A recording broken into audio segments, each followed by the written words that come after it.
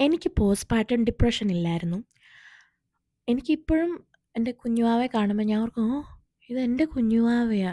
ഇപ്പോഴും എനിക്ക് എന്താ പറയുക, കുഞ്ഞുവാവ ഉണ്ടെന്ന് തന്നെ വിശ്വാസം വന്നിട്ടില്ല. അപ്പം ഞാൻ കുഞ്ഞുവാവ ഉണ്ടാവുന്നതിന് മുമ്പേ, കല്യാണം കഴിക്കുന്നതിന് മുമ്പെയൊക്കെ എത്ര ഹാപ്പിയായിരുന്നു അതിൻ്റെയൊക്കെ 2, 3 ഇരട്ടി ഹാപ്പിയാ ഇപ്പം.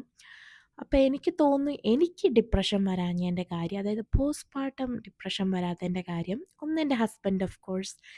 പിന്നെ പുള്ളിയാണെങ്കിൽ മുമ്പൊക്കെ എത്ര കെയറിങ്, എത്ര ഇതായിരുന്നു, അതിൻ്റെയൊക്കെ കുറേ പടി മോളിലായിരുന്നു. അവസാനം എനിക്ക് ഇത്ര ഒന്നും വേണ്ട എന്ന് പറയാൻ തോന്നൂല, അങ്ങനെയൊക്കെയായിരുന്നു.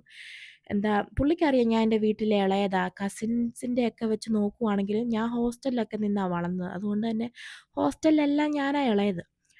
അപ്പം എന്താ പറയുക, എനിക്കങ്ങനെ വലിയ പരിചയമൊന്നും ഇല്ലെന്നറിയാം. അപ്പോൾ ഹോസ്പിറ്റലിൽ അവൾ ജനിച്ച് കഴിഞ്ഞപ്പോൾ പോലും പുള്ളി നേഴ്സിനോട് പറയും, "ഈ ബൊറീറ്റോ പോലെ പൊതിഞ്ഞ് തരത്തില്ലേ, അതൊക്കെ എങ്ങനെയാന്ന്." പുള്ളി എന്താ പറയുക, വീഡിയോ ഒക്കെ എടുത്ത് ഡയപ്പർ വെക്കുന്നതൊക്കെ പുള്ളിയുടെ സ്റ്റെപ്പ് മാമിനോട് ചോദിച്ച് എല്ലാം പഠിച്ച്, എന്നിട്ട് പുള്ളി എന്നെ പഠിപ്പിച്ച്, പിന്നെ വീട്ടിൽ വന്ന് കഴിഞ്ഞ് പുള്ളിയും ഞാനും ഉറങ്ങുന്നതാണേലും അവളെ പാല് കുടിപ്പിച്ചിട്ട് ഞാൻ ഉറങ്ങും, എന്നോട് പോയി കിടന്ന് ഉറങ്ങാൻ പറയും. പുള്ളി കൊച്ചിനെ നോക്കിയിരിക്കുകയൊക്കെ ചെയ്യുമായിരുന്നു. അതുകൊണ്ട് തന്നെ എനിക്ക് നല്ല ഉറക്കം കിട്ടുന്നുണ്ടായിരുന്നു. പിന്നെ ഫുഡിൻ്റെ കാര്യത്തിൽ എനിക്ക് ഒരു എന്നാ വഴി ചെയ്യേണ്ട കാര്യമില്ലായിരുന്നു. അമ്മയാണെങ്കിൽ പ്രസവിച്ച് കിടക്കുന്ന പെണ്ണിന് അത് നല്ലതാ, ഇത് നല്ലതാന്നും പറഞ്ഞ് ലിവറും കഞ്ഞി, ലോകത്തുള്ള എല്ലാ കഞ്ഞിയും എന്നെ കുടിപ്പിച്ചിട്ടുണ്ട്.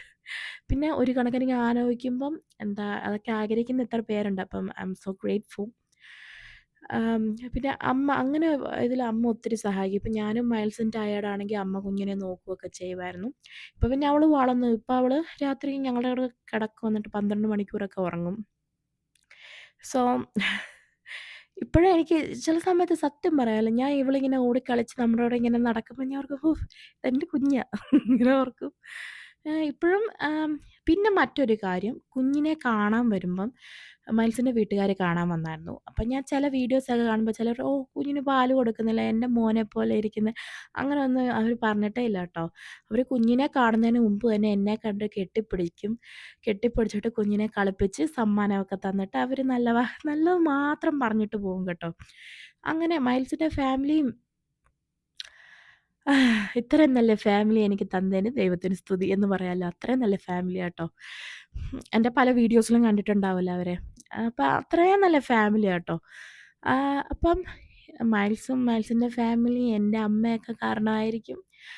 അപ്പം പിന്നെ അത്രയൊക്കെ ഉള്ളെന്നാ എനിക്ക് തോന്നുന്നത്. അപ്പം നിങ്ങളുടെയൊക്കെ എക്സ്പീരിയൻസ് എന്താന്ന് എന്നോട് പറയ്.